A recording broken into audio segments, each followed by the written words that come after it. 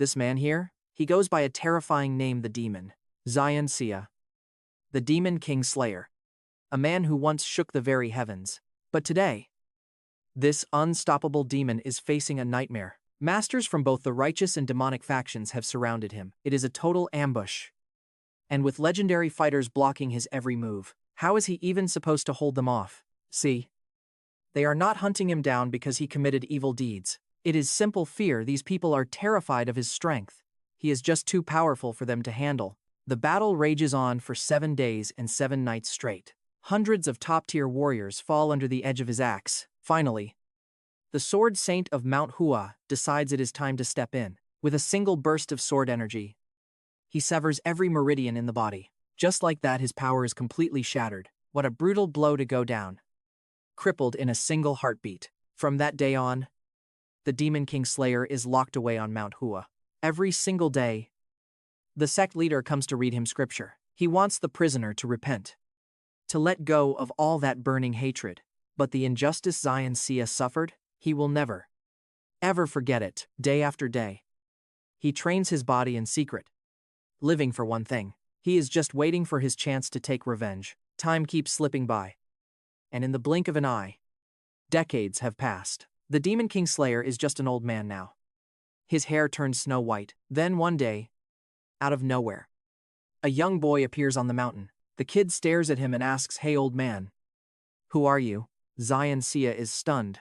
Has Mount Hua really forgotten he exists? His old enemies are long dead, gone from this world for good. Who is he supposed to take his revenge on now? He lies there on the cold ground, his mind in complete chaos. Suddenly, the sect leader's old words echo back in his head. To reach true inner peace, you must learn to forgive, he had said. And in that moment, Seah finally understands everything. A massive wave of dark energy erupts from his body. Watch this, the white hair shifts, turning back to deep, solid black. He lets it all go, reaching a state of calm like a still, clear lake. The very next day, the boy comes back up the mountain with food. He apologizes for being late, his face full of simple, honest concern. Facing a kid this pure, Seah cannot help but ask a question. "Tell me," he says, "what is your name?" The boy smiles bright, answering, "My name is Jinmu. Jiang Jinmu." Just like clockwork. "Old man, you must be starving, right?" "Sorry I'm late." "I'm really sorry." Facing a kid so pure and innocent, the Demon King couldn't help himself. He just had to ask, "What exactly is your name?" "Boy," the kid beams, happy as can be. "My name's Jinmu. Jiang Jinmu." That depth in the old man's words, it only makes Jinmu trust him more. The ghost-slaying king falls into deep thought. How long has it been? He hasn't seen a smile that pure in a long, long time. After eating, Jinmu wastes no time, diving right into the Taoist texts. The ghost-slaying king, still chewing on a bun, furrows his brows. What is the point of wasting your time on such useless nonsense? He tells Jinmu to focus only on things he can actually grasp. Stop trying to memorize things that hold no meaning for you. It's just like picking out a pair of shoes, you know? Ones that fit your feet perfectly will always help you go further. Hearing the old man drop such wisdom, Jinmu doesn't hesitate. "Please, master, teach me. I'm not that smart, and I just can't follow what the sect teaches." Of course, the ghost-slaying king isn't about to say yes just like that. "I was locked away on this mountain by people just like you." But the boy is determined. He's set on making this man his teacher. "I know who you really are, a master hiding away from the world. You're training in here to ascend and become an immortal, right?" Watching the boy stubbornly bow his head, the old man sighs. He has no choice left. He finally agrees to take the boy in. From that day on, he begins passing down everything he has learned. Who would have thought the enemy of the martial world teaching a kid who actually hails from the Mount Hua sect? Even though Jinmu is young, he sometimes carries a heavy, troubled look. Turns out, every other kid his age already has a master. But Jinmu? He doesn't even have a Taoist name. No one knows him. The ghost-slaying king pauses, deep in thought again. Should I really teach this child the art of ghost-slaying? If those old geezers on Mount Hua find out, the boy is in danger. He doesn't want Jinmu to suffer the same misery he has. So he pushes the thought away and gently pats the boy's head. Look around, you see gems lying around like common river pebbles? True treasures are rare, that is exactly what makes them precious. So if people don't see your talent yet, it just proves your worth. You are rare a treasure they just haven't discovered. A blade needs a grindstone to be sharp. And mountains need a base. These deep words make Jinmu trust him even more. He truly believes the ghost-slaying king is a legendary master. He has no idea the old man is just parroting what he heard. If he were really an enlightened master, would he be chained up here? Jinmu stands there, completely awestruck, feeling like he has finally awakened. He really thinks the Demon King is some kind of enlightened master. If only he knew the guy's just parroting what he heard from the sect leader. I mean, if he were actually enlightened, would he really be chained up in here? Jinmu can't believe he's finally found a master who's still alive. He drops to his knees immediately, completely overwhelmed. Just like that, his eyes light up like stars looking at the old man. No doubt about it, that guy is the top master in the world. Under the strict guidance of the Ghost Blade King Jinmu, he trains hard every single day.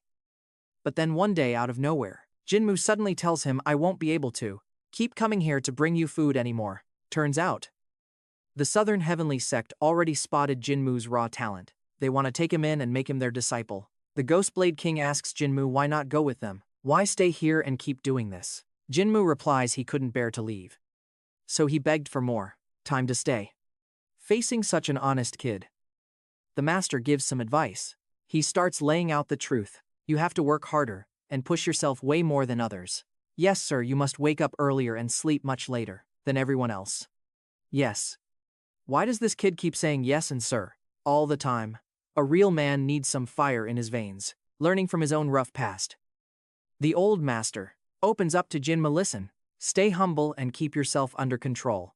Deep pools attract fish, and vast forests draw in the birds. If you become truly great, people will follow you on their own. He regrets not holding back before. If only he had, he wouldn't have been ambushed and ganged up on by his enemies, then locked away right here. Those who only chase the prey can never see the full beauty of the forest.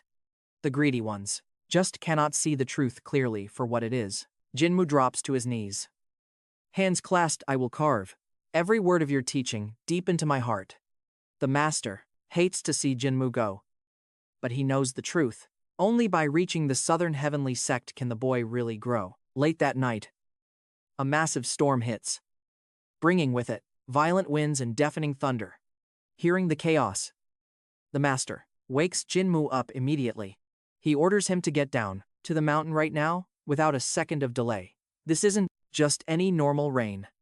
Jinmu listens to his master and hurries to leave the cave. But back inside where he's locked up, water is already starting to seep through the rocky gaps. Talk about bad luck. The master lets out a curse, son of a, and he tries to plug it with his hand. But he definitely underestimated how bad the leak really was. The crack just keeps widening until a massive wave slams into him. At this point, just sit back and chill in the cold water, and wait for the end, because there is no other way out. Hang is completely trapped, no way out now for my Sao. A massive lightning bolt strikes Tri-Nyat Fong, shaking the earth. The place collapses. And from the debris, the Demon King crawls out. If things have already reached this point, he figures, why not live a bit longer? It has been such a long time since he was truly free. The Demon King is starving, craving a real feast to make up for those hellish years. But then, the thought of Jinmu returning crosses his mind. If the kid finds out he escaped, he might actually be sad about it. Maybe he should just show up out of nowhere, give the boy a real surprise. That would be much better than just letting him worry. Ever since that stormy night, time has just slipped away. 50 years have passed in the blink of an eye. That adorable little kid Jinmu is long gone, replaced by the leader of the Wasan sect. Today, Jinmu sits in his quarters when a disciple rushes in. Breathless, a fire has broken out, and the news hits Jinmu hard. It is burning at Tri-Nyat Fong, the very place holding the Demon King captive. The disciple is clearly troubled by the news. Tri-Nyat Fong might be remote, but it still falls under Huasan territory. Who on earth would dare set a fire right there? Without hesitation, Jinmu decides to head over and see for himself. Once outside, the sect leader spots the smoke rising high into the sky. It is coming exactly from the spot where his old master was imprisoned. Memories from decades ago come flooding back into his mind. Jinmu wastes no time. Channeling his internal energy instantly, He takes to the air, using the signature movement technique of the Huasan sect. This move, the eternal crane flight, is famous across the entire realm. It is thanks to this skill that everyone calls him the immortal Taoist. As he touches down on the peak, his expression suddenly changes. Under the tree right in front of him, a familiar figure sits resting. There is no doubt about it, that is his master. The Demon King has finally returned after being missing for so long. Despite 50 years passing, his appearance hasn't changed a bit. He opens his eyes slowly and speaks, asking if that is really Jinmu. Seeing his master alive, Jinmu immediately drops to his knees. The tragedy of that stormy night rushes back, clear as day. Back then, when word came that Trying Yut Fong was struck by lightning, Jinmu panicked. He tried everything to race up the mountain to save him, but he never even got the chance to try. Before he could move, men from the Nam Thien Quan arrived to drag him away. That memory from the stormy night flashes back into the old man's mind. The news that Moon Peak had been struck by lightning. Jinmu had tried everything to climb that mountain, but before he could even make a move, the Namchan Pavilion had snatched him up. And here we are. Jinmu still doesn't know his master's real name. He asks the old man, "Could you at least give me a nickname?" Jinmu breaks down, begging them. He just has to save his master. But they won't hear it. They refuse to let him face that danger alone. Deep inside, he's shattered. The pain is absolute. Still, he has no other choice. Jinmu packs his things and heads straight for the Nam Thien Quan. He remembers his master's last words. Every single day, he pushes himself, training harder than anyone else, until he finally masters his craft. Jinmu vows to return to Huashan. The first thing he does upon his return, he climbs up to Njiat Fong. But the scenery is the same, yet the person he loved? Gone. Jinmu lights an incense stick for his master, a final, desperate prayer, hoping his soul can finally find peace in the afterlife. But here's the kicker: Jinmu has no idea his master is still alive. Through all the time that passed, he's been right there. The Gui Sha Wang steps forward, tapping his student on the shoulder. "It's been decades. You're a grown man now. Stop crying like a little kid." The two of them are finally reconnecting when it all gets cut short. A group of Huashan disciples stumbles upon them. But honestly, this whole scene looks a little off. Why do they look like two old men just trying to make up? "Master, what is going on here? Why are you kneeling on the ground?" Seeing the crowd, Jinmu jumps up fast, wiping the tears from his face. "Pay your respects, all of you. He is the great grandmaster of our sect." "What? A grandmaster? How come I've never heard of him? Forgive me, but I have never seen this man before in my life. Plus, he doesn't even look that old." Regardless of their confusion, Jinmu stays firm. He's the one who paved the way for all of us. Gui Sha Wang thinks to himself, "Damn. This is bad. My own student still thinks I'm some legendary sage of the Huashan sect." The disciples are baffled. Isn't the sect leader's master the former abbot of Nam Thien Fong? Jinmu keeps explaining, "He's the teacher who trained me when I was small." And wait, now that he thinks about it, Jinmu doesn't even know his real name. He asks his master for a nickname. The Guisha Wang is at a complete loss for words with these Huashan people, especially since his student has stayed so loyal all these years. The Demon King has no idea how to talk to someone from the Mount Hua sect, especially this disciple who's dead set on the path of Taoism. It's the direct opposite of his own demonic arts. Man, this is bad luck. Wait, they're talking about him right now? I heard the Sword Saint, the Great Elder, only used his pinky. I've built their trust for decades. Should I really tell them that I'm the Demon Slayer King? The one locked up by those old fools at Mount Hua, on top of Bright Moon Peak. If I spilled the truth now, they would put their swords through me in a heartbeat. Besides, more importantly, Jinmu would be caught in the middle. Everyone's losing their patience now. Crap. I'm in trouble. I have to answer fast, or I'm completely done for. Alright, I'll tell you my name. It's Hanho. Everyone freezes, stunned. Wait. Isn't that the name of the Mount Hua Sword Saint? Because I was in a rush, I accidentally blurted out that old man's name. Now the disciples have their eyes wide open, staring right at me. Are you truly the Sword Saint? Hanho? I raise both hands, trying to explain it was just a mistake.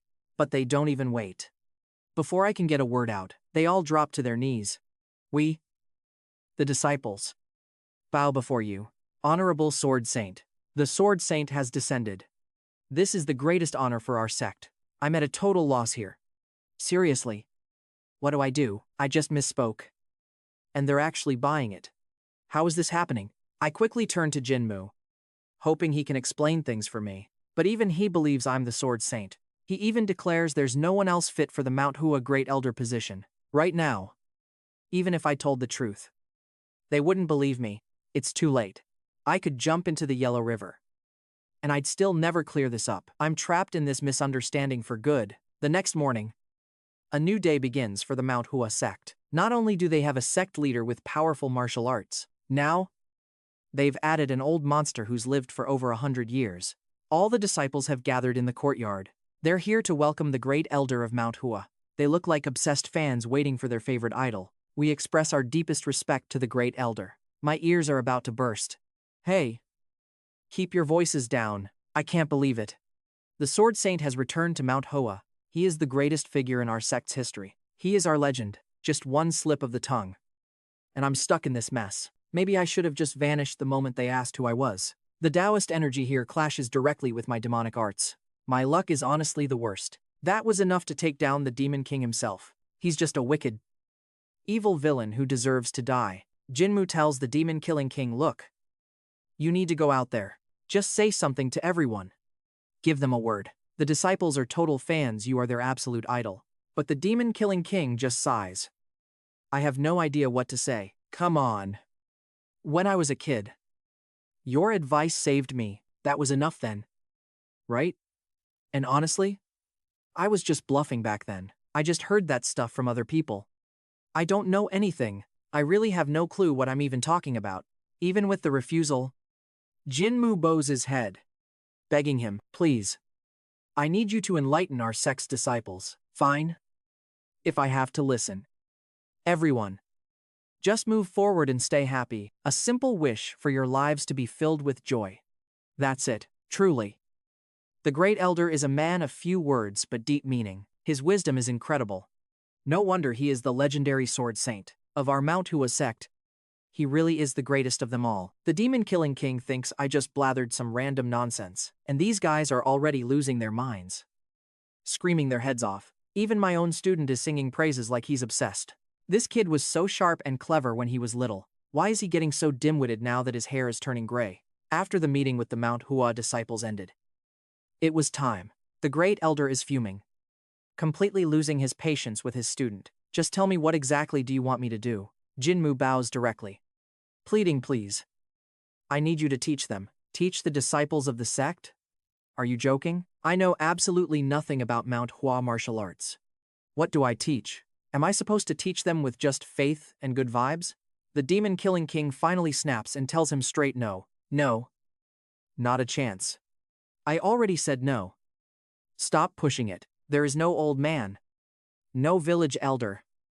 Just drop it already. Seeing that begging isn't working, Jinmu pulls out his secret weapon. He starts buttering up his master with some heavy flattery. You are the one who gave me dreams and a real future. You comforted me in hard times and helped me face the worst. I just want these kids to experience that same guidance. I want them to be taught by you. Just like I was. Living life to the fullest, with absolutely no regrets in their hearts. Those words actually hit home. And the demon-killing king softens up. He is deeply moved. And Jinmu sees his chance to strike. He grabs his master's hand, and just like that, the deal is sealed. Shortly after, the demon-killing king heads toward the library, deep inside the Mount Hua sect grounds. Every disciple he passes bows their head in total respect. They treat the great elder with such incredible, unwavering reverence. But they have no idea this guy actually knows nothing. Not just a sword saint, this guy is also a massive enemy, locked away by the Mount Hua sect for over 100 years. The reason the Ghost Slayer King broke into the library? He's looking for something specific. Earlier, he fell for a disciple's trap. That little brat goaded him into agreeing to teach the juniors. And now? He's stuck mentoring this bunch of students, but he needs time to prep everything. So he's buying time. His excuse? He needs to organize centuries of martial knowledge. Very carefully. Jinmu watches him and asks, so how long? The Ghost Slayer King sighs. A few months. Maybe. Just a few months, easy. Right? After digging around, he finally finds exactly what he needed. The hidden techniques of the Mount Hua sect. These are the legendary manuals of the sect. Internal arts. The 5 elements formation. The semi-immortal arts. The invisible tortoise armor and the 10,000 cross technique. Sword styles and fist arts? There are countless ones here. Dozens and dozens of them. Seriously? The Ghost Slayer King didn't expect this much homework. Teaching all this? That's going to be a massive headache. Plus, every page ends with poems and the author's own deep thoughts. Why do autumn leaves fall back to the ground? To nourish the tree, turn to dust, and return to Mother Earth. It's just fertilizer for the soil. Man. Honestly, if you're a poet, just write a book of poems. Why are you putting all this fluff in a martial arts manual? This is just ridiculous. He starts getting familiar with Mount Hua's basic internal energy. The Ghost Slayer King tries to master the basic arts, but he barely starts before things go horribly wrong. He coughs up blood gallons of it. It looks like his body is in total chaos. His demonic arts are clashing hard with the Mount Hua techniques. By night, Jinmu notices he still hasn't left the library. It's getting so late. But he's still working? He's really pouring his heart into the future of Mount Hua. A true sword saint and grand elder for our sect. The next morning, the sun peeks over Mount Hua. After an entire night of studying, the Ghost Slayer King looks destroyed. His face is pale, completely worn out from the strain. He had to cycle his internal energy while using demonic powers, just to heal himself from the internal clash. It's lucky his demonic arts are so powerful, otherwise, he would have been a dead man by sunrise. Then, suddenly, a knock at the door echoes through the air. Elder, are you awake yet? Already up. Already up. Coming out right now. Who would have thought a guy like me, the Demon King, actually becoming an elder of the Mount Hua sect? Man, this reality is something else. At the Thon Vien courtyard, the old man has to babysit a bunch of brats. As soon as they spot the great elder, they sprint over to pay their respects. May your life be filled with joy, they shout in unison. I never expected these kids to use my own catchphrase as a greeting. Joy of living? What kind of line is that? I just made that up. May you achieve eternal ascension and immortality. Oh? Wow. This kid has some nerve. Is he trying to curse me to die early? The Demon King tells the kids they better stop with those ridiculous blessings from now on. One boy speaks up. That is the goal of every martial artist. So why stop us? The Demon King snaps back, teaching them a lesson. Kids should act like kids. You have to walk a long, rough road to actually grow up. Life is only fun when you act your age. Back when I was your age, I was busy training and reading books. I was extremely diligent. You know, his words sound like pure wisdom.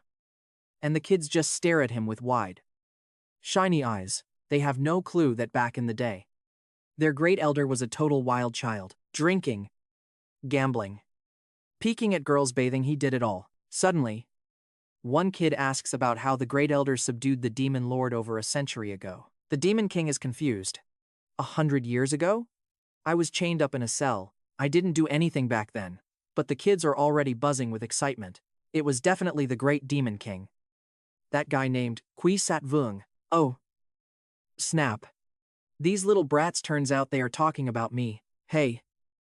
I heard the Sword Saint only used his pinky finger to crush that Demon King. That old man was just an evil, disgusting villain. They say. I heard he didn't just kill people, he was a fraud. A thief. Pushed grannies into the sea. He even tried to mess with a pig. Standing there, listening. The old man can only seethe in silence. He can't do a thing. Those kids have been completely brainwashed by the old geezers at Mount Hua. Reluctantly, he has to play along. He grits his teeth and admits it. Yeah. It was me who chopped that guy's head off. I heard he's not just a killer. He's a scammer and a thief too. They say he even pushed a granny into the sea and kidnapped a pig. The old man stands there, listening, feeling completely burned. But what can he do? Nothing. The guy's helpless. These kids have been totally brainwashed by those geezers at Mount Hua. Forced into a corner, he finally sighs and admits it. Fine. It was me. I'm the one who beheaded that guy. Inside the main hall, the disciples are practicing the 7-star sword formation. The Demon King feels nothing, no life. No fighting spirit in those swords. Looks like that silver-haired elder kid changed the whole formation. They ditched the offense and went straight for defense instead. All hail the Demon Slayer King, our #1 great elder. You truly are the legendary sword saint of the Mount Hua sect. He scoffs to himself, man. He's really burning with frustration. Yet he can't do a thing about it. Mount Hua isn't just full of kids idolizing their elder. The next generation of disciples, they're just as obsessed. The Demon Slayer King points to some random guy in the crowd and demands the latest scoop on the martial arts world. The disciple stammers, not even knowing where to start. Just tell me this, then name the strongest person currently walking this entire world. Start with the absolute strongest. Then work your way down the ladder. Finally, give me the names of all the current sect leaders. After listening to the reports for a while, the Demon Slayer King finally gets the lay of the land. Meanwhile, at a luxurious estate called the Heaven Dragon Manor, a visitor approaches. I'm here to see the young mistress. I'm manager Seah, and I have something urgent to report. We caught some strange rumors coming out of the Mount Hua sect. They say the Mount Hua sword saint is still alive. He was a master swordsman from the last century. That man has to be over 160 years old. The woman in white goes quiet for a moment, then asks about Mount Hua's current state. They used to be one of the 6 great sects, but they stopped producing talent long ago. And they've slowly lost their standing in the martial arts world.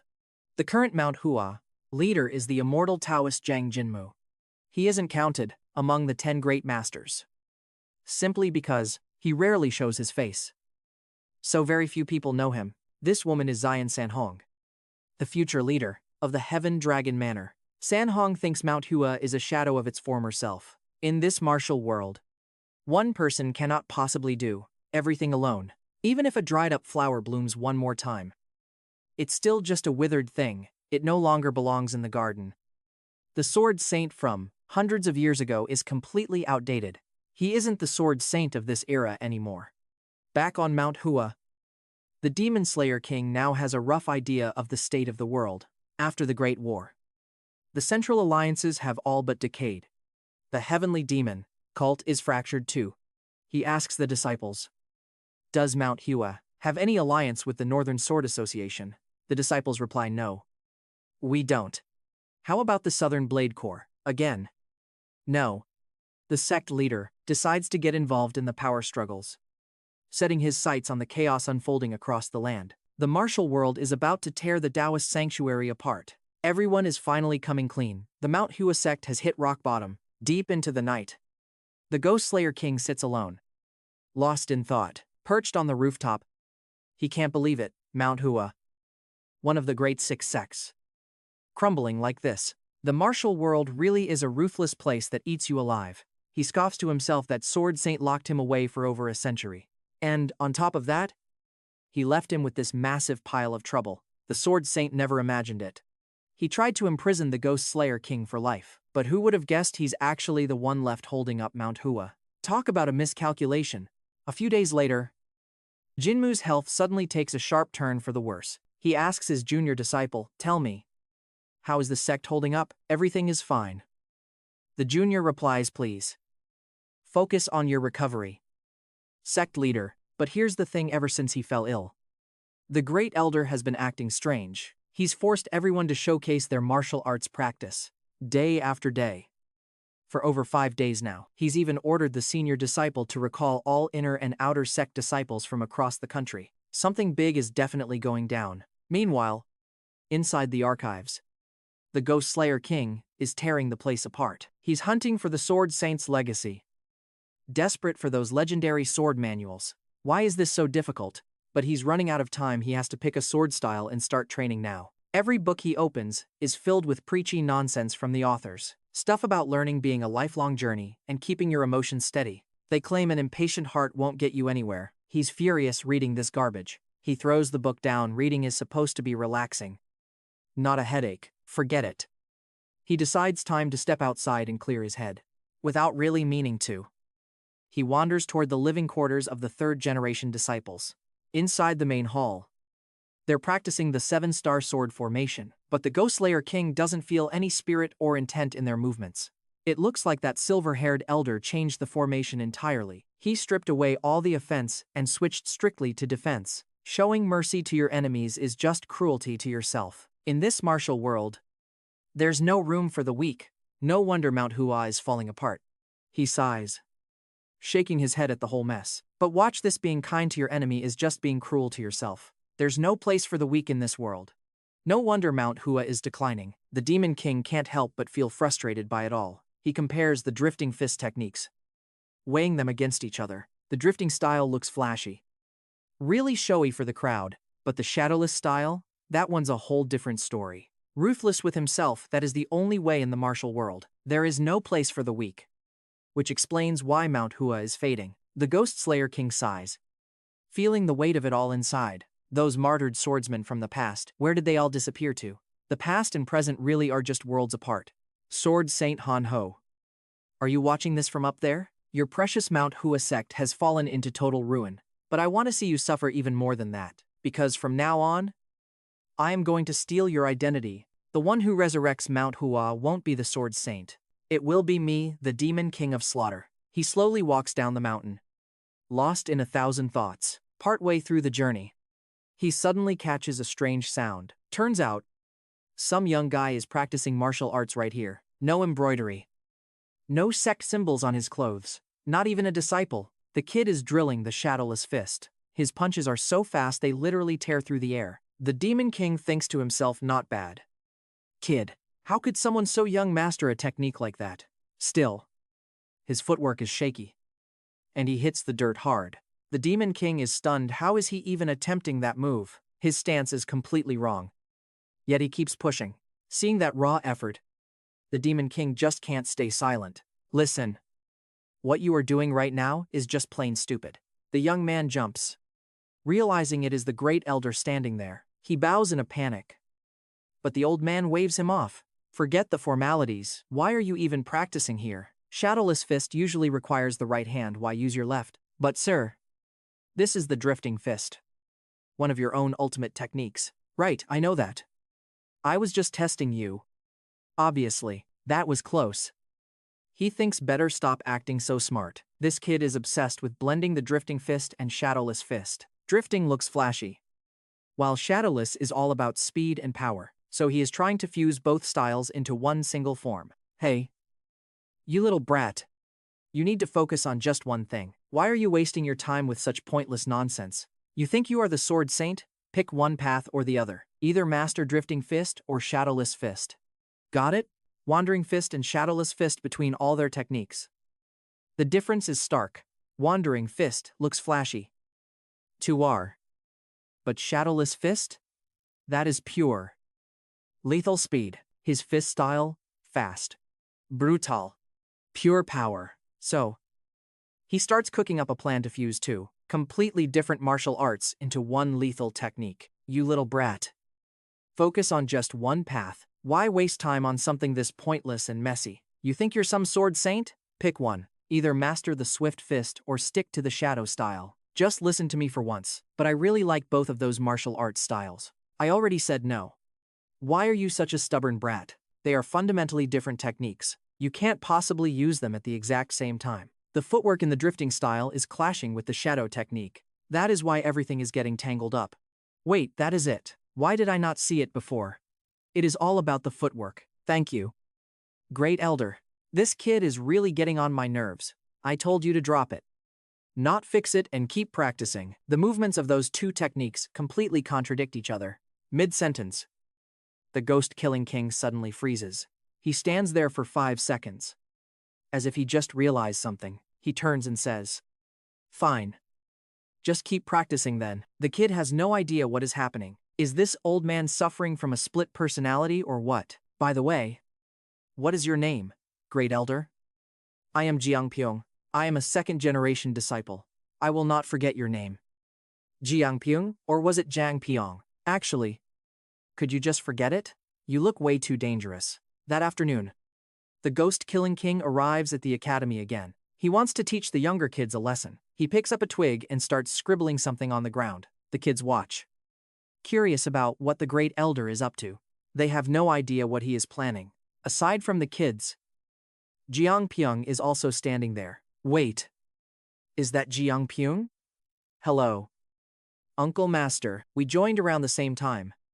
You should call me senior brother. I am still just a second-generation disciple. After all, forget what the sect decided. Nobody here actually sees you like that, regardless of the official rules.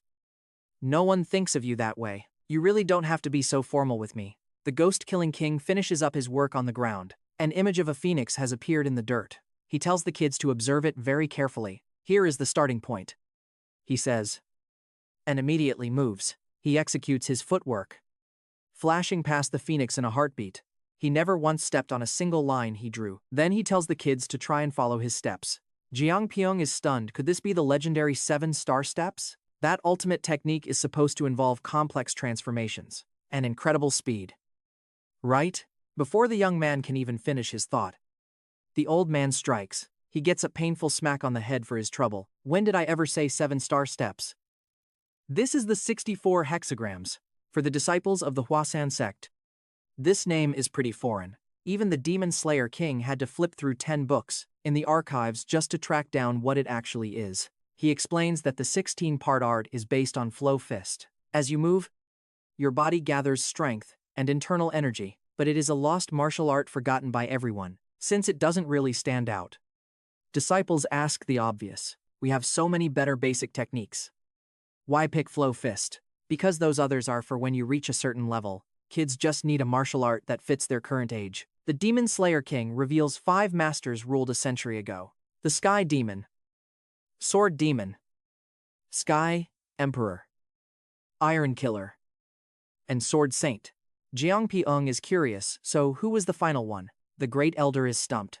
Of course, it was me, the Demon Slayer King himself. But how could I ever just say that out loud? The Sword Demon held the 12 heaven-breaking arts, becoming a top-tier warrior, while the Sky Emperor Iron Killer mastered the heavenly demon divine skill to lead the cult. They seem different, but they share one major common thread. The very first martial art they all learned was flow fist. The strongest masters don't start with ultimate techniques. They start with the basics of this flow fist. Now watch this. Here is where the secret really lies. Every technique that trains internal energy has its own rules, but flow fist is the root of them all. It trains the body, inside and out, perfectly balanced. Unlike others, you do not have to choose between light or dark. Flow fist stays right in the middle, neutral for everyone. The 16-part art is just one branch of this style. Once you master it, every cycle requires 8 steady breaths. 8 cycles like that complete one grand celestial turn. It uses the Bagua as a foundation for 7-star steps, featuring 64 variations hidden deep within the pattern. Based on the phoenix drawn on the ground, your breathing shifts with every single movement of your feet. 64 breaths in total, and that is one grand cycle. Total control requires a precise flow. Every cycle takes 8 breaths to complete one massive heavenly rotation. The 7-star steps use the Bagua as a base, packing 64 variations hidden deep inside its complex movements. Based on that phoenix carving on the ground, your breathing must shift with every single step you take. 64 breaths total that finishes the cycle. One full great heavenly rotation. Pretty amazing, right? I nearly lost my mind and went demonic coming up with that ha ha ha. After that, the Ghost Slayer King arrived at the residence of the 3rd-generation Huashan disciples. He called out with a booming voice, "Who is the eldest one here?" "I am disciple Jiang, Soho." One of them replied, "Even at such a young age, he already has sword chi radiating all around him. Seems like a real talent. Come here with me." The elder commanded. "Yes, Great Elder," Soho answered. They sat in a corner and started whispering to each other. The other disciples were dying of curiosity. What is the Great Elder planning this time? You understand now, Soho? I understand. Great Elder. Good. From now on, he will teach you all a brand new sword technique. Everyone was shocked. Soho is just a kid, but the Ghost Slayer King told them to relax, insisting he already taught the boy everything. If you do not believe me, go ahead and test Soho yourselves. He placed a hand on Soho's shoulder. You haven't forgotten what I told you, have you? When you start, you must pour all your power into that very first move. The one testing Soho is Gu-san, who doesn't buy that a kid got stronger just from a few words. Now watch this. The moment everything shifts, we cut to the training grounds of the 2nd-generation disciples. What are you all doing? Move those feet faster. Don't you know the training session is about to start? The first-generation disciple was frustrated. But his students were distracted. They heard the news that the great elder was at the main hall. Everyone wanted to go see for themselves.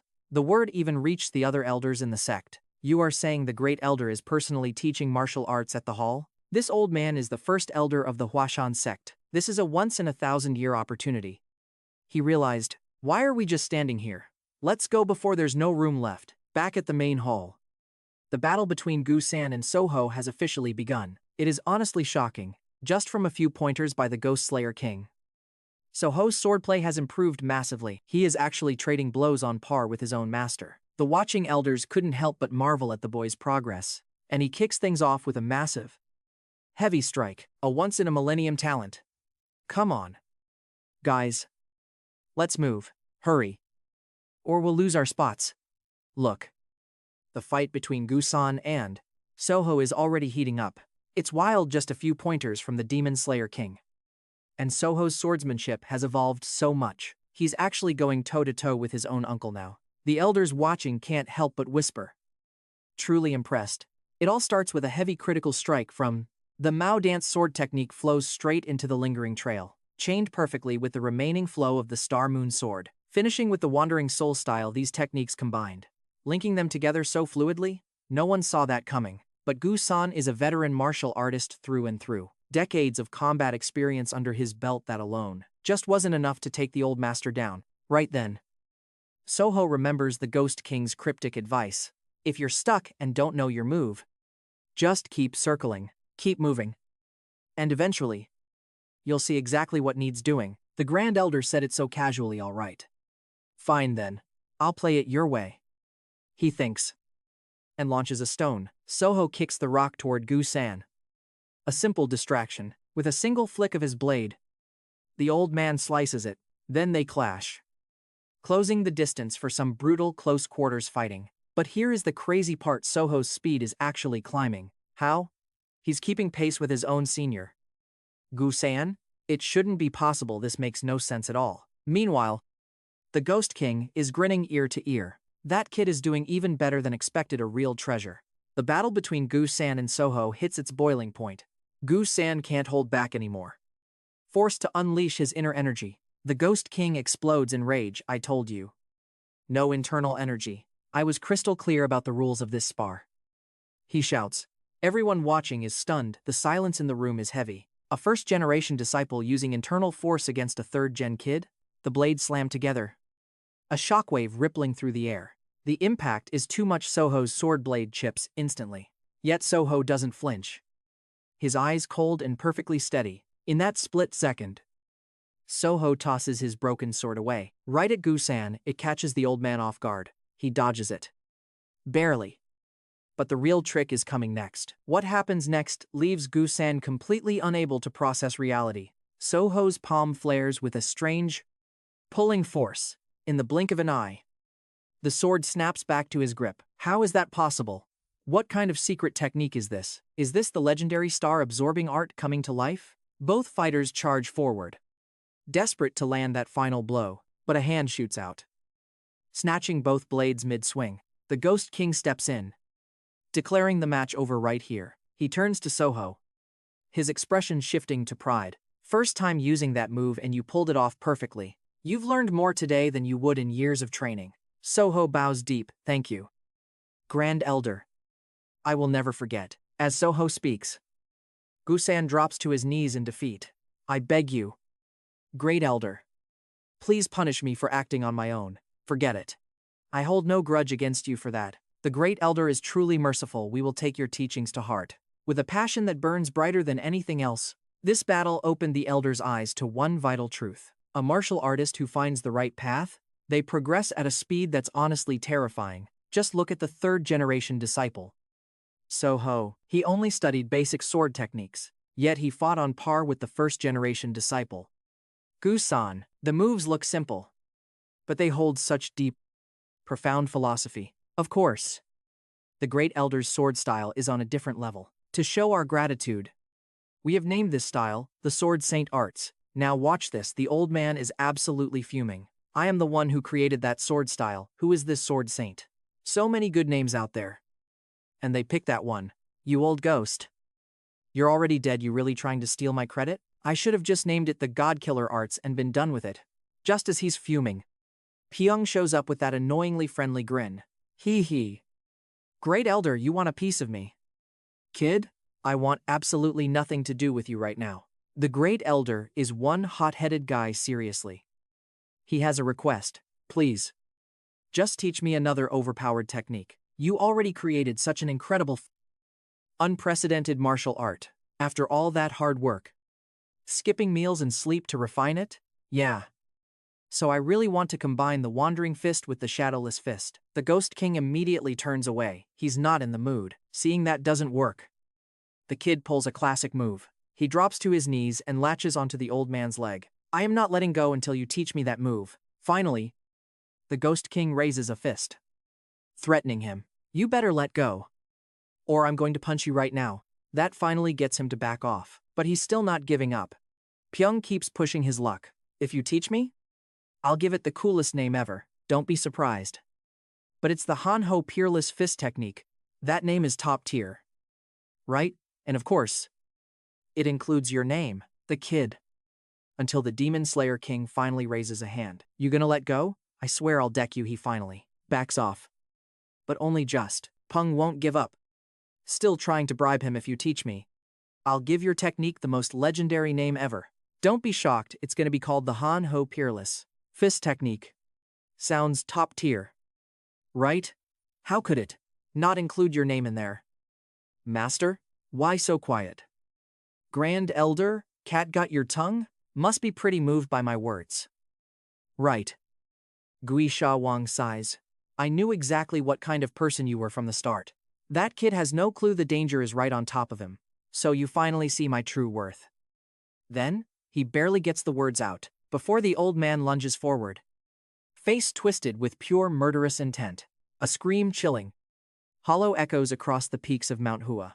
Ever since Gui Sha Wang took over the role of Grand Elder, the disciples in the sect started training harder than ever before. Even the little ones are pushing themselves way past their limits. Still, the first-generation disciples aren't feeling that same energy. They're bitter, watching the Grand Elder focus only on the younger students. Are they really too old to get any guidance from him? But today is the day. For the first time, Gui Sha Wang calls them. You can bet they're absolutely buzzing with excitement to finally be noticed. Only 12 of you? That is all the first-generation disciples left? The entire sect only has 12 Plum Blossom swordsmen? How pathetic. You don't even have the numbers to pull off the formation. Plum Blossom Sword Formation activate. This formation is legendary. And Gui Sha Wang knows exactly how brutal it is. He's been beaten by it before, so he knows the stakes. He tells the first generation, hand off your duties to someone else. From here on out, every single one of you focuses only on martial arts. No distractions. Head straight to the Wufang Valley immediately. You have to undergo hellish training in that place. Keep these two things locked in your heads. The harder you suffer in training, the easier it gets in the fight. Train until you're confident enough to stare down a tiger and just laugh. The disciples bow. We thank the Grand Elder for this wisdom. We will give it everything we have. Looks like I might finally get some downtime for a good long while. Over at West Lake in Zhejiang, an old man with silver hair sits fishing. That is Hong Gibu, the head of the Hangzhou branch of the Mount Hua sect. Today, Hong Gibu and his son, Hong Hua son, get some heavy news. The sword saint, he's actually still alive. Only once you're confident enough to laugh in the face of a tiger. The disciples bow. We humbly thank the Great Elder. We'll give it everything we've got. Looks like I'll finally get to relax for a decent amount of time now. Over at the West Lake in Zhejiang, an old man with silver hair sits fishing. He's an outsider from the Mount Hua sect, Hangzhou Fist Hong Gibu. Today, Hong Gibu and his son, Hong Hua son, have received some huge news. The sword saint is still alive. Not just him and his son, but every single branch received the news. Per the sword saint's direct orders, the sect head summoned every single branch disciple of the prestigious Mount Hua sect. Hong Yibu planned to make the trip himself to check things out, but his son wouldn't hear of it. He felt their own sect had already grown to be on par with the legendary status of Mount Hua, no matter what his son argued. Hong Yibu stood firm. You go in my place and keep your temper in check. Do what must be done. Then come back. I hear the people in the Martial Alliance call you the Blood Panther, but you must remember this. Aye boy. While you are at the Mount Hua sect, you are no Blood Panther of the Alliance. You are Honghua son, heir to the Namsim Martial Institute. Many other branches have heirs just like you. Go. Make friends, and show them our good faith. Now go. Do not let me down. But looking at the young man, he clearly isn't feeling any of this. A few days later, the branch disciples gathered in full force inside the Mount Hua sect. The Demon Slayer King immediately appeared, acting as the head elder. He thanked everyone for traveling all this way to the main sect. We have urgent business to discuss, that is why I called you all here. Everyone whispered among themselves. Could the Sword Saint be planning a return to dominate the martial world? But then, the Demon Slayer King dropped a truth bomb. My goal is simple. I want your money. Whoever has cash, donate it. Open your wallets. For the sect. The main sect is running dry. That is why I summoned you all here. The entire hall fell dead silent. I am not asking for much. Just give whatever your conscience tells you that is enough. The crowd below was furious. You brought us here just for this? Even the Mount Hua elders looked nervous. The Sword Saint is playing a dangerous game. The Demon Slayer King looked at them.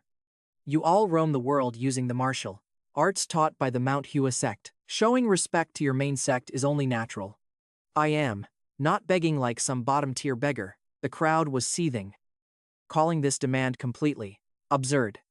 Some even whispered that Mount Hua is finally crumbling. Just accept it and end this, he says. But the Ghost King stays calm. It is simple enough if you do not want to hand it over. That is fine. But you must return everything you took from the Mount Hua sect. Once you leave, you have nothing more to do with us. Now, the reality hits them and they start to feel real fear. Is the Sword Saint actually going to cripple our martial arts? To destroy the hard work of a lifetime in an instant? Do they really want us to go back to being ordinary people? You should be grateful I am not crushing your dantians or severing your tendons. Did I not say you could leave in one piece? One guy finally loses his temper and steps forward. This is Heaven Lightning. And he starts mocking the sect. He says Mount Hua has fallen so low they have to beg outsiders for money. Forget them, we have nothing left to do here. He shouts. Let us go. Did I ever say I was letting you walk away? Suddenly, Heaven Lightning gets yanked into the air. He lets out a blood-curdling scream before slamming into the ground, just like that. His martial arts are completely shattered. I will say it again if you want to leave. Drop everything you stole. Now. See this?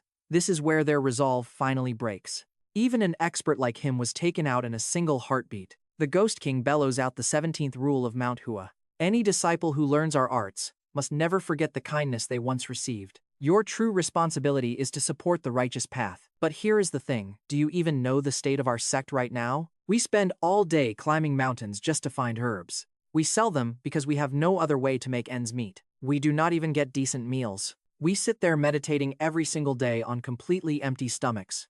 Do you really think we took in outside disciples for no reason? We needed help with the basics: food, clothing, daily necessities. You were out there using our arts to fill your own pockets. Their mission is to support the righteous faction. Do you guys even know the current situation over at the Mount Hua sect? We spend every single day climbing the mountain to gather herbs. We have to sell them just to get by. Honestly, we are clueless. We have no idea how else to make any money. We barely ever get a real decent meal. Every single day, we have to sit and meditate on an empty stomach. You really think the Mount Hua sect just accepts outer disciples? They only take us in because we need the support. We depend on them for daily necessities. Just to survive, things like food, clothes, the basics we just don't have. You lot earn your own keep and feed yourselves, using martial arts. You owe a debt to the Mount Hua sect. Yet you refuse to pay even a fraction back. Have you no shame at all? You spineless, shameless wretches. You should be absolutely ashamed of yourselves. The disciples watch as the great elder tears into the ingrates. Watching him roast these outsiders, it is honestly music to their ears. He truly lives up to his name as the Sword Saint, the pride of our Wudang sect. Through and through. Hey, you white-haired kid. Get over here. Now, get inside and prepare the pen and paper for me. You need to write down the names of everyone who has donated money to the sect, right away. Great Elder. I will get it done immediately. Let us keep this simple so we can wrap it up fast. Whoever coughs up the cash gets to leave. The sect gates close at 5 o'clock sharp. Anyone still stuck here by then is going to be sleeping with the worms. Great Elder. I want to pay. Get out of my way. You jerk. Let me pay first. Cut to a different location, the base of the South Blade Legion. Inside one of the towers. Two men sit, drinking tea and talking. This guy is the strategist, Mindao, of the South Blade Legion. And the guy sitting across from him is the vice commander, Bao Guanqidao. The South Blade Legion has been wanting to annex the Mount Hua sect for ages. But the sudden appearance of the Sword Saint, Great Elder, has made them tread very carefully. After all, the Sword Saint is a complete monster who has lived for over a century. Since they cannot use force, the South Blade Legion has decided to use a scheme instead. The strategist proposed a plan to manufacture friction between Mount Hua and the other sects. Once a massive war breaks out, they can just fight it out until the South Blade Legion can play the fisherman catching the weary prey. Back to Mount Hua, everyone is still lined up to pay their dues to the righteous sect. A pair of twins has come up with a way to scam the ghost-killing king out of his money. They are brothers hailing from the Cherry Blossom Manor, high up on the snowy peaks. They intend to write a fake check for the Mount Hua sect. But whether they can actually cash it is Mount Hua's problem. Our Great Elder is sharp as a tack and quite the looker. Though, he says, sure, write the check. But you have to leave one of yourselves behind as collateral. That move from the old man leaves the twins completely stunned. I never saw that coming. They're actually starting to lie through their teeth. That Cherry Blossom Manor is famous all over Shanxi province. They've got the coin, so they'll definitely pay up. But the old man keeps saying no, absolutely not. One of them has to stay behind as a hostage. You think I'm some kind of idiot? You little punks. You guys are still way too green for this. Make it quick. Who's staying? Younger brother. How about you? What? No way. You're the big brother here. You should be the one. You're younger than me. Respect your elders and listen up. You take it. And just like that, these two start bickering. They're practically ready to throw hands right then and there. You two are too loud. Fine. Just stay here together. That outcome is exactly what the Grand Elder wanted. He trapped them himself. If they try to pull a fast one now, they're done for. The next person up is a guy with a pretty distinct look. That scar on his face looks legit. The elders recognize him right away. He's Hong Huasan from the Ilsim Martial Arts Institute in Hangzhou, a guy who's been an outer disciple of the Huasan sect for 3 generations. Scarface steps up and hands over an envelope stuffed with banknotes. You wouldn't believe the value of that check. 200 taels of silver. The elder's eyes light up immediately. Sitting here all day. And finally, a VIP client shows up. But the Demon Slayer King feels something is off. Just a simple martial arts institute. And they can toss out 200 taels? It doesn't add up. So he tells Scarface to stay behind. Did I do something wrong? Grand Elder? No. There's no reason for you to hand over that much silver so easily. It just doesn't feel right. What do you mean by that? But before he can even finish, the Demon Slayer King calls the next person, somewhere else.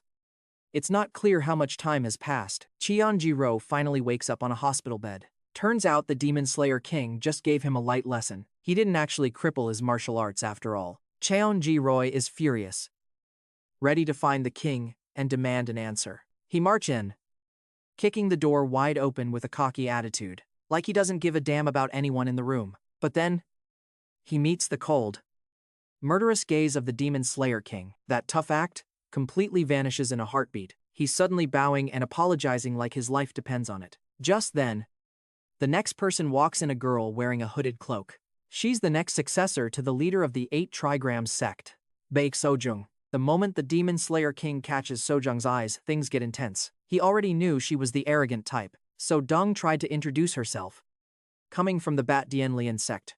But before she could finish, he told her she had to stay put. So Dung snapped back, our sect owes nothing to Hoasan. But all she got in return was the cold, dead stare of the Devil King. He warned her, challenge me one more time, and I'll cripple your martial arts right now, face to face with that kind of threat. So Dung didn't dare say another word. Next up, he barked for the rest of them to get in there. Just bring them all in, he grumbled.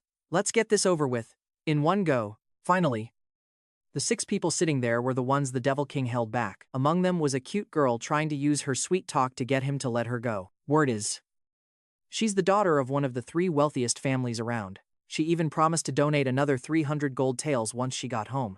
But the Devil King didn't care, he still forced her to stay. And that really ticked her off. She started losing it. Why won't you just let me leave? I don't care what you say. I'm walking out of here right now, but honestly, trying to slip through the Devil King's fingers is impossible. The moment she tried to step outside, she went face first into the dirt. After that, he led the 6 of them and Pai Un outside. He picked up a stone from the ground and handed it to Pai Un. Just throw it, he ordered. The guy had no idea what was going on. But he followed orders. He put his full strength into his arm and hurled that rock high into the sky. Watch me closely, the Devil King told them. He launched himself into the air, soaring dozens of feet up in a single leap. By the time he landed, the rock Pai Un had thrown was sitting right in his palm. Think about the speed needed to pull that off, it's just insane. You kids saw that, right? If you think you can run faster than this stone, then go ahead and try to escape. Night fell, but one building was still glowing with light. Inside, the elders of the Hoa San sect were having a heated discussion. It's been a long time since we all gathered like this. Everything the Great Elder has done has helped the sect regain its spirit and confidence. It's all thanks to him. Isn't it? You said it, that's exactly right. You guys see that? Right? If you think you can run faster than this rock, then go ahead and try to hide. I dare you. Later that evening, inside a small pavilion, the lights are still burning bright. The Mount Hua elders are gathered there in a heated discussion. It has been a long time since we all sat together like this. Everything the Great Elder has done is finally helping this sect. We are starting to regain our fighting spirit and our confidence again. It is all thanks to him. Seriously. He is the only reason we are standing. You are absolutely right.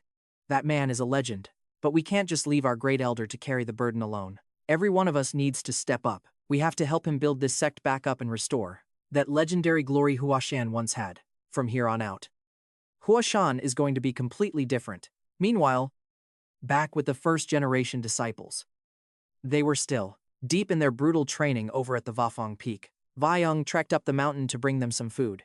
Only, the amount he brought up this time was pretty massive. It definitely had everyone wondering what was going on. Vaiyang didn't waste time and spilled everything that happened down below. The outer sect disciples were actually lining up just to hand over their dues to the Great Elder. Man, can you believe that? Even things like that are possible for him. What a guy. There really is nothing the Great Elder can't get done. That meal turned into quite the event for everyone. They were all eating, laughing, and having a genuinely great time. After they finished, they waved goodbye as Vaiyang headed back down. Suddenly, the Ghost Slayer King appeared out of nowhere right behind them. They nearly jumped out of their skins when they turned around, and once they realized it was the Great Elder, they got even more terrified. Ever since their training started back at Vofong Peak, he had been putting them through absolute hell. They were traumatized. Early that morning, the Ghost Slayer King was already up, training hard under the waterfall. He had basically mastered everything.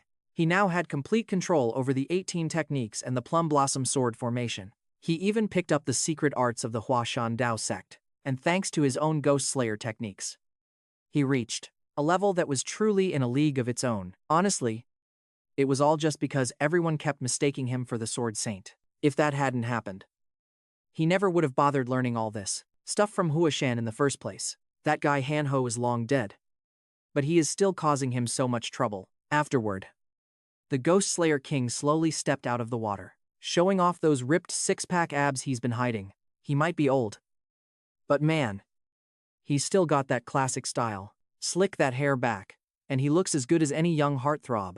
I mean, he has been around for over 100 and David of year, 60 years. Now talk about someone living forever. I wonder if he's even played a game in his life, because that is some serious longevity. Even though his sword skills reached a peak level, after all that training he put in, the sword still wasn't his real weapon of choice. Back in his prime, the Ghost Slayer King made his name. Across the world wielding those twin tyrant axes, he was unstoppable. All that brutal training, it finally pays off. He can finally command the blade with chi, just like the sword Saint used to do. But wait, the sword is soaring. Then it suddenly dives, straight for his neck, trying to take his life. Thank God the Demon Slayer King is strong, otherwise, he would have been skewered right there. Then, more blades beneath the water surface triggered by something. They launch into the sky, rushing to attack him. And get this, it turns out the 13 sword technique is reacting to his heaven demon divine art. Like the righteous path rejecting his demonic essence, he is truly invincible.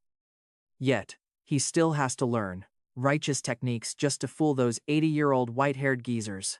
And the whole time, those arrogant swords keep slapping him around. Honestly, I feel for the old guy. By noon, the Demon Slayer King finally returns home. His disciple spots him and panics. Great Elder. What happened? Did you run into an enemy? Why does your face look like someone just punched you in the eye? The Demon Slayer King bristles. Who do you think I am? As if anyone dares to ambush me, but his face says otherwise. He mumbles that he just accidentally tripped and fell. His disciple is speechless, thinking to himself, yeah, right, as if I would ever believe that.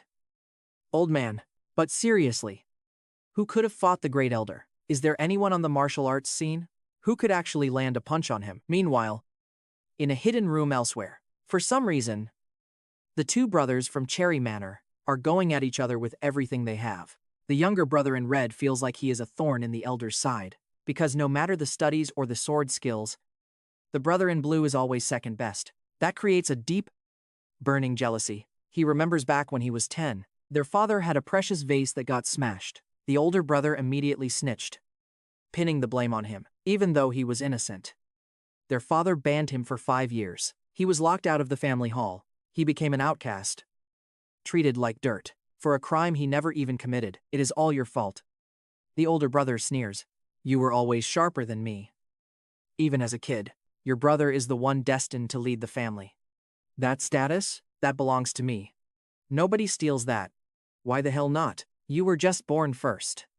That's all. I don't accept that. I have to take the throne. You're obsessed with power. Maybe I need to teach you a lesson. Get you to wake up and snap out of it. You really want to go there? Think this through. Do you actually think your martial arts can beat mine? Not a chance. You two punks, you think Mount Hua is your playground? You can just do whatever you want here? No way. In a flash, the Great Elder has them both by the throat. Then he slams them into the dirt. Just one single strike, and just like that, the two brothers are down like dogs. Sojung is searching for the Mount Hua sect leader. She has a message to deliver from the Eight-Faced Alliance. She wouldn't dare mention this to the Demon Ghost King. That old man has a temper like a ticking time bomb. Soon enough, Sojung tracks down the room where the leader rests. But right now, the leader is recovering. No visitors allowed. For a long time, the Eight-Faced Alliance has distanced itself from Mount Hua. While Mount Hua is on the decline, the Alliance is thriving. Now, Sojung has come here to completely cut all ties. But as she walks past the quiet palace, she hears a racket. Turns out, inside, an elder is sparring with two disciples. And watch this, the strength those two disciples show is no joke. Sojung is genuinely shocked by what she's seeing. They are still just young disciples. But their swordsmanship? She realizes immediately this isn't Mount Hua technique. What kind of martial arts is that? The Alliance really messed up. They've been underestimating Mount Hua this whole time. Meanwhile, Honghua-sun remembers what the old man said. Visit Mount Hua. Make friends. And whatever you do, stay out of trouble. But honestly, he doesn't respect Mount Hua at all. They are finished. Why should he show them any respect? Honghua-sun figures that without the Great Elder around, he could easily wipe the floor with the entire Mount Hua sect. As he walks, he hears a noise behind him. He turns around to look and sees exactly who it is. But in his heart, he really does not respect the Mount Hua sect. They are falling apart. Why should he have to show them any respect? Honghua-sun even thinks he is better than all of them. He believes that if the Great Elder were not around right now, his own forces could easily wipe out the entire Mount Hua sect. While he is walking, he suddenly hears a noise from behind him. Honghua-sun turns around to take a look and sees who it is. The Mount Hua disciples are all dragging each other somewhere. He doesn't think much of it, assuming they're just goofing off. But in reality, they're lining up for some intense training, and we're talking brutal, straight from the Demon Sect manual. Their progress? Honestly, it's insane how much they've improved. Not just faster, but their movements are completely stripped of waste. Scarface watches them, his jaw literally hitting the floor. He can't help himself. Hey. What are you kids doing? We're training. He replies. This is what the Grandmaster taught us. The Grandmaster? What kind of martial arts is that?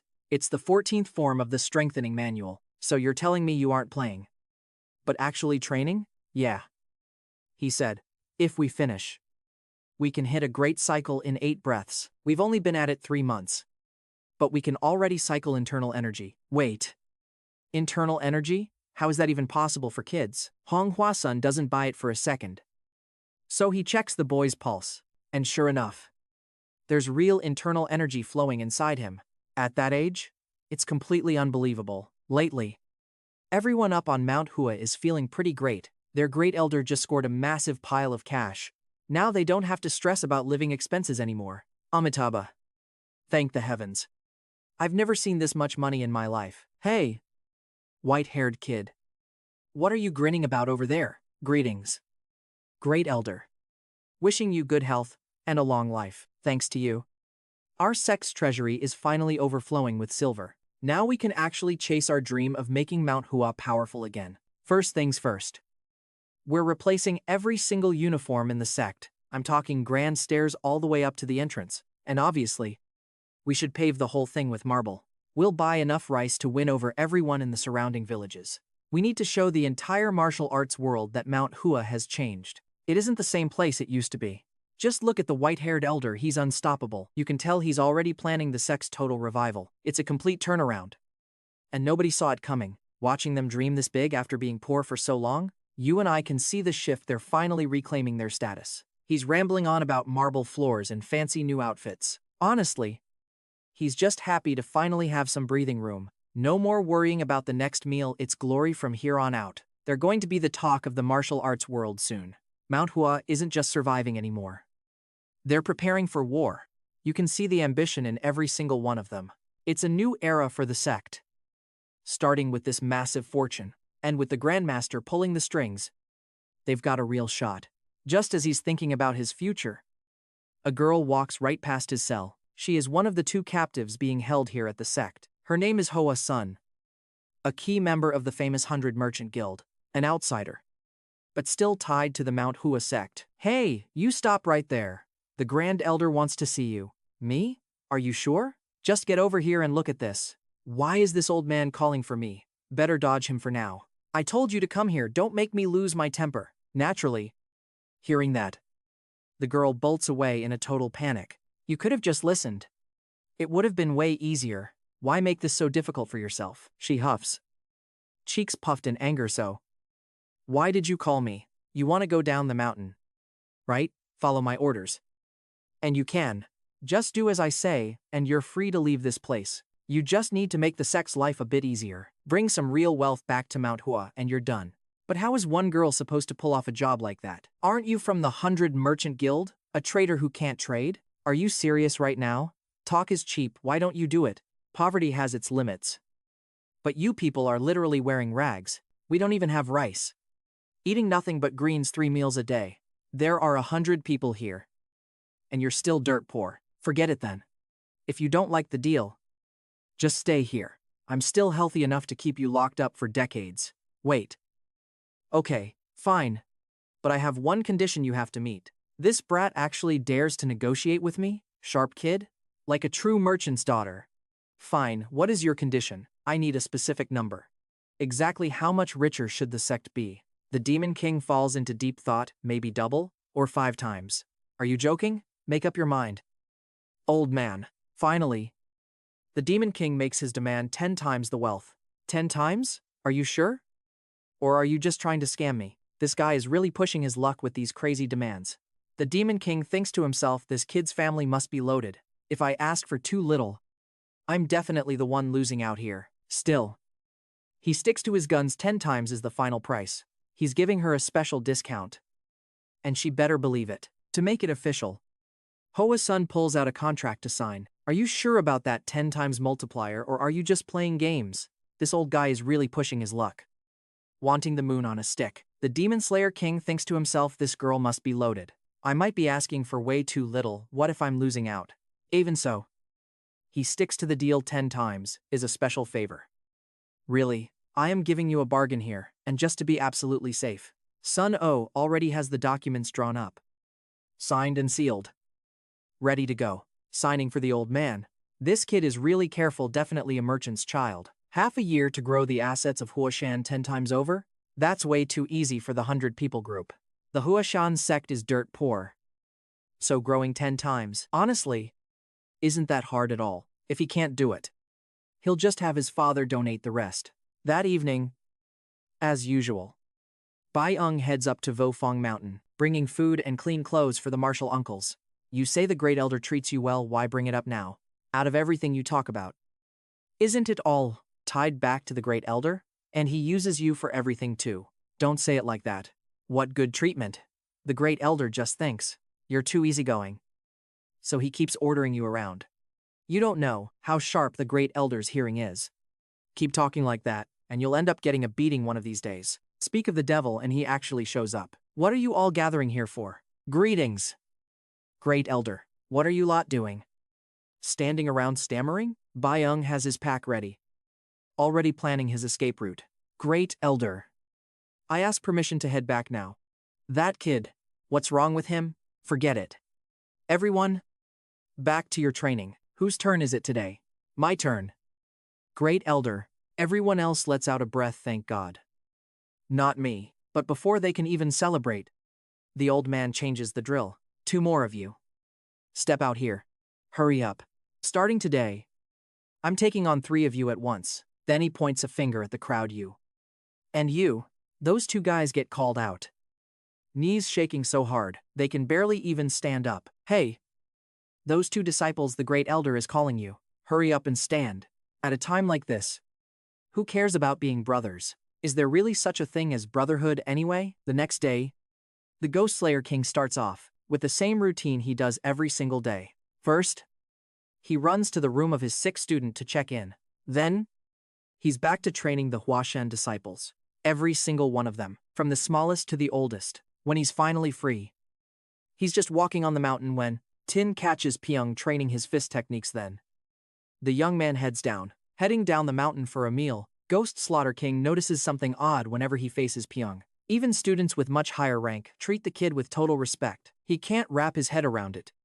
So he tracks down the silver-haired elder, hoping to finally get some straight answers. But the elder is tight-lipped, clearly hiding something he won't share. So, Ghost Slaughter King heads up to Vofong Mountain himself, grilling the disciples training up there about everything, asking them about Jiang Jinmu, and it all starts with his master, the man known as Ki Su Thuk. But here's the catch, Ki Su Thuk isn't with the righteous faction anymore. Years ago, he was cast out, completely exiled from the sect for committing a major sin. Ki Su Thuk was a genius, a prodigy truly in a league of his own. Even the master of the main hall couldn't hold out against him. He lasted barely 10 seconds against that man. Back in his youth, he locked himself away, meditating atop Fong Mountain. Legend says he even gained help from gods and divine beings. He literally tapped into the power of the heavens. The disciples still vividly recall his presence from when they were kids. Honestly, the man was incredibly hard to approach, not just because of his cold, distant personality, even after all those years. Not one of them ever heard him speak. His gaze was just so intense it felt like he was losing his mind. They still haven't forgotten the look in his eyes. Ki Su Thuk was truly a terrifying presence. Just thinking about him now sends shivers down their spines. Even after they joined the Hua Mountain sect, he never taught anyone. The guy had zero intention of passing anything down to the next generation. The elders were absolutely livid about it, just fuming with rage. So, the elders and the sect leader were left with no choice. They dragged Pyong there and forced him to become his disciple, making him bow to Ki Su Thuk as his master. But contrary to what the head elder and the sect leader hoped, Ki Su Thuk didn't take care of Pyong at all. Not even a little. Unable to watch that scene, the other masters stepped up. They took turns looking after the boy themselves. But then, a while later, everything changed. Because of the plum blossom sword technique of Hua Mountain, he started slipping, falling deeper into the dark, twisted path. His obsession grew way too intense, slowly driving him to madness. Eventually, that inner demon completely consumed him. Back then, Ki Su Thuk was terrifying. His killing intent flared up the second he drew his blade. Just drawing that blade from its scabbard, it completely blanketed Mount Hua. The whole mountain range covered in that killing intent. Every single disciple in the sect was absolutely terrified. Even the sect leader and the elders had to rush out. They had to suppress the damage. The scale of it was just insane. The battle that day? Utterly devastating. A total bloodbath. So many seniors and masters fell they just couldn't hang on. Their wounds were way too deep. They didn't stand a chance. The entire Taoist temple burned down to nothing but rubble. After they finally subdued Kisu, they broke his 12 meridians. The moment they did, he turned back to normal. Just like that, everyone pointed fingers. But Kisu? He just stayed silent. He took every single punishment without saying a word. As he left the mountain, bleeding and broken, he just screamed out. He shouted that everything he did was for the sake of Mount Hua. After that, honestly, nobody really knows what happened next. Paiyun's situation got messy real fast. Complicated doesn't even cover it. His master committed a grave sin and the kid was only 7. People just assumed that since the master failed, the disciple was guilty too. In the end, Paiyun got demoted straight to an outer disciple, even though everyone knew his master's mistakes weren't his fault. But for the sake of reputation and sect rules, they shunned him. Nobody wanted to get close to him. It was just easier that way. Since he was little, Paiyun lived under everyone's cold, judging eyes. It's brutal being forced to shut yourself off from the world. You can see why he learned to stay away from everyone. The Demon Slayer King felt a bit sorry for him. Actually, seeing the kid laughing and acting bright all the time, he thought Paiyun was just empty-headed, not thinking about anything. But the crimes of a master who wasn't even a man, why should this kid suffer all that shame from others? That sword his master used, it was just his master's weapon. It doesn't define the kid, he just needs to walk his own path. Anyway, the next day, things took a hilarious turn. The twins from the Cherry Blossom Pavilion knelt before the elder. They were begging the great elder for forgiveness. They admitted they were wrong, no more fighting. The older one lacked wisdom, and the younger one lacked respect. You see, the elder had punished them in the most absurd way. He forced them to stay glued together for every single thing. If one was too tired to walk, the other had to carry him. They even had to use the same outhouse together. Can you imagine the sheer misery of that? Honestly, no one could handle a punishment that brutal. The great elder is truly a genius and kind of evil. The ghost-slaying king looks at them. You two, have you really turned over a new leaf? Are you actually repenting? The two young men just stare back, their eyes practically sparkling. They nod so fast it's like they're trying to shake their heads off. If you really mean it, then good. But who knows, maybe you're just putting on a performance to get what you want, like a temporary truce. Just pretending to get along so the ban gets lifted? The brothers scramble to explain no. That's absolutely not it. We've really reconciled, they insist. The great elder taught us about the bond between brothers, and we listened.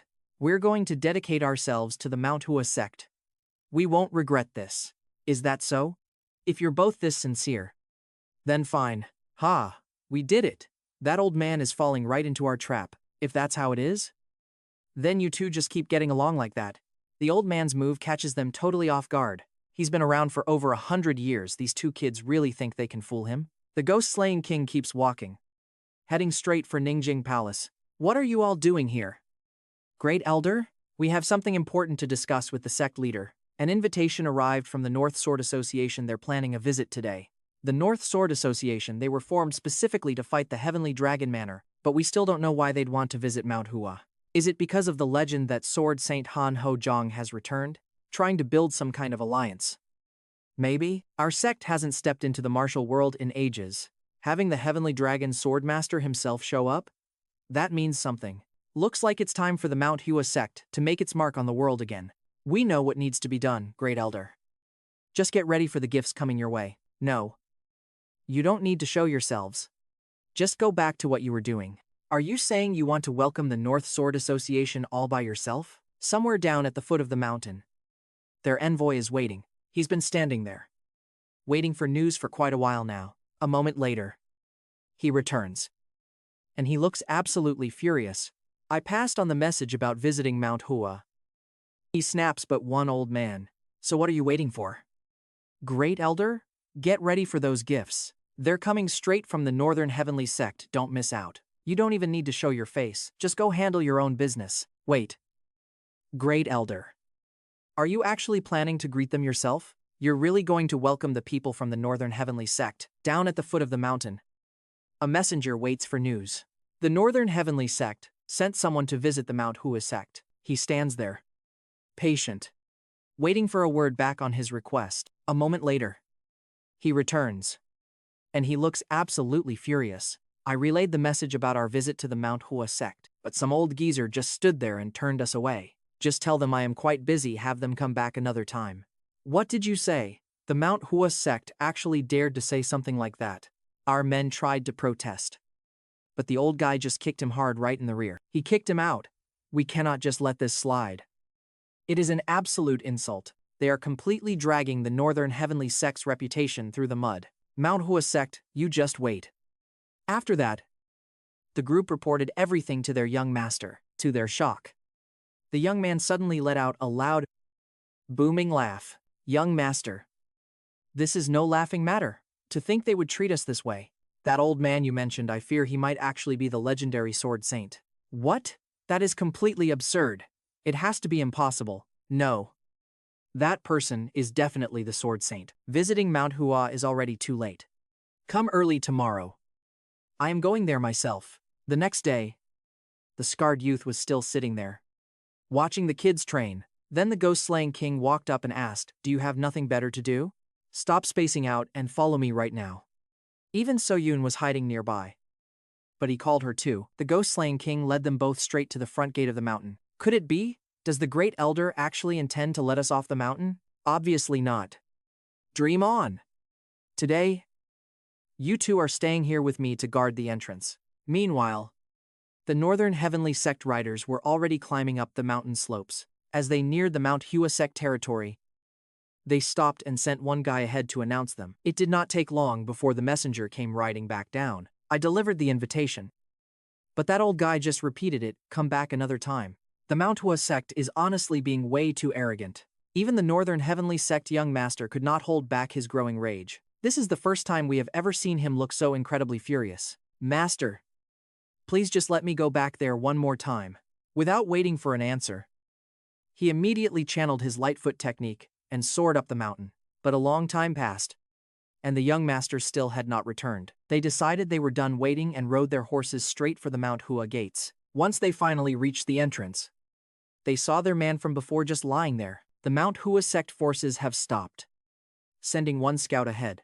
It doesn't take long, the man returns in a hurry. He delivered the invitation, but the old man just brushed him off. He told us to come back another time. That is Mount Hua for you, arrogant to an extreme. This time, even the young master of the Northern Sword Sect loses his cool. It is the first time anyone has seen that dark look on his face. Let me go back there myself. The subordinate begs and turns to leave. He immediately gathers his chi and kicks off the ground, scaling the mountain in a flash. But a long time passes and still there is no sign of him. The young master waits, but his man is nowhere to be found. Fed up with waiting, the group mounts their horses. They ride straight for the gates of the Mount Hua sect. Upon arrival, they find their scout lying there, completely out cold. The young master is terrified. What on earth is going on? Then, the three ghost kill kings slowly reveal themselves. They step into the light, cold and imposing. The two men behind the young master are stunned rigid. That guy is Jiang Kang-guk, the Northern Sword Association master. But just as the Northern Sword crew arrives, another group storms in. The man with bare arms. That is Yo Jiang of the South Dao sect. Yo Jiang struts right up to the Ghost Kill King. I am here to see the Mount Hua Sword Saint bring your sect leader out. This guy is seriously asking for trouble. The Ghost Kill King just stands there, silent as a grave. Can you hear me? Old man, are you deaf? Suddenly, the expression on the Ghost Kill King shifts. It turns deadly, making even a top expert like Yo Jiang shake. Did your parents never teach you to respect your elders? Oh. That kid is finished. The elder has snapped. Yo Jiang is terrified, but he refuses to back down. Draw your sword, you will die by my hand today. The pressure is suffocating, hitting everyone like a physical blow. The Ghost Kill King doesn't even look human anymore, more like an ancient, hungry beast ready to feed. The elders rush in, desperate to stop this disaster. Please, great elder, show mercy and let this go. He is young, Just a newbie who knows nothing of the world. That guy is so scared, he cannot even twitch a finger. The elders quickly usher everyone inside the gates. Mount Hua treats their guests with absolute perfect hospitality. And look at these young hotheads now. They are completely silent, not making a single sound. No one dares to act up or walk away anymore. Mount Hua hosts them with such warmth.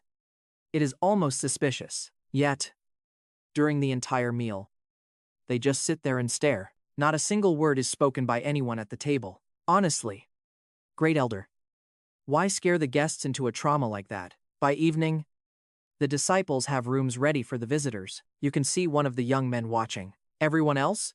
They stay deathly silent, mouths shut tight as a drum. None of them dare wander far anymore. Not even the guests visiting the sect. Outsiders visiting Mount Hua get treated well. But look at them sitting there. During dinner, everyone stays completely quiet, barely making a sound the whole time. They just stare at each other, not saying a single word to anyone. That great elder. Honestly, who else could scare guests into a mental breakdown? They are so terrified they might never recover from this experience. Come evening, the Mount Hua disciples have the guest rooms ready for them. But there, in the quiet, they spot a single blade resting in the shadows. Nian suddenly spits up blood and collapses to the ground. The legendary sword saint is truly terrifying. Just releasing his aura was enough to crush a top-tier master. Even now, Geliang Cheng's hands are still trembling at the thought. He's not the only one shaken to the core. Even the young master, Jiang Kanguk, from the Northern Sword Association, isn't doing much better than the rest of them. That nightmare last night, the sword saint chasing him until dawn, was so vivid that he woke up already coughing up blood. You'd think a guy with his iron will wouldn't be this easily broken, but the Mount Hua sword saint is just on another level. That's the end of this chapter. If you enjoyed it, hit that like button to help me out. See you all in the next video.